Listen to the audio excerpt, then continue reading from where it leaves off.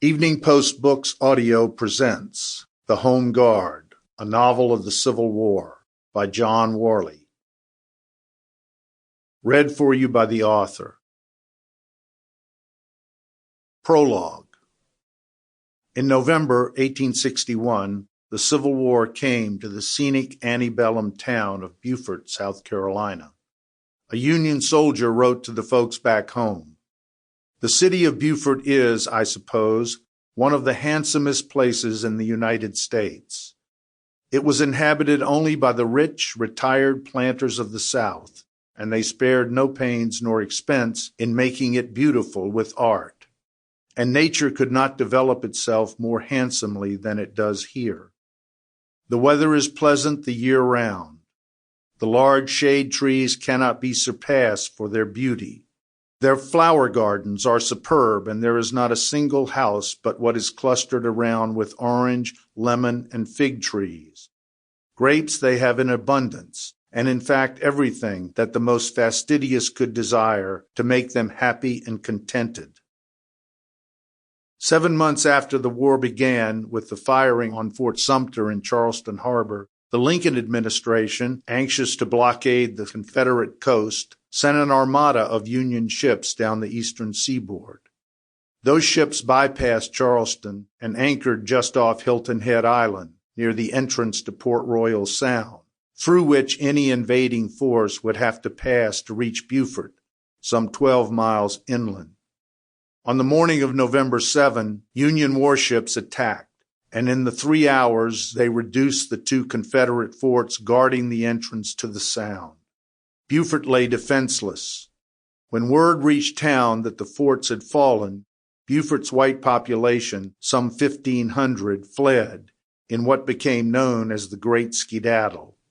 Left behind that day were a host of fine mansions and an estimated 10,000 suddenly free African Americans. Union forces occupied the homes and the town for the duration of the war. Carter Barnwell, a dreamy-eyed boy of 12, knew little of war on the day his world collapsed around him. Born and raised in Beaufort, as Barnwell's had been for generations, he knew best the streams and marshes of the low country. Winds and tides were as much a part of him as his fingerprints. His only battles had come against feisty redfish or when he hooked a small shark in the surf. All that changed when, while fishing on the beach, he looked toward Charleston and saw the Union ships, dozens of them, coming over the horizon. Before he and his dog, Soot, could launch the skiff, a gunshot from a warship hit Soot in the left hindquarter. As he tended to the dog's wound, he stared at the ships and wondered what his world had become.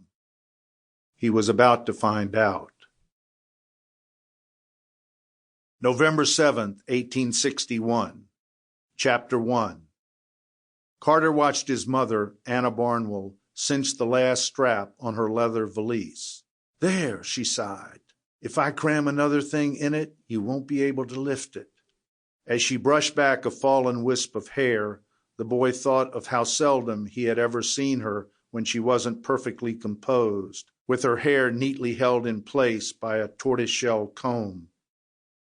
"Is the silver well buried in the back?" she asked. "You were gone for quite a while." "I hit some roots that slowed me down, but the hole is deep, filled with dirt and covered with pine straw." She looked at him, her shoulders slumping as she exhaled. "I never thought it would come to this. Packing to leave the only house this family has ever known. I am glad your father isn't here to witness it. I doubt those Yankees will take care of it. Are your things packed?" "Yes, ma'am." "Time is short. If I dwell on what is happening, I'll turn into a sniveling ninny. Let's go upstairs to help Miss Ma with her things. I need to remind her to bring her wolfskin robe." Together they ascended the stairs, Anna wondering if perhaps for the last time.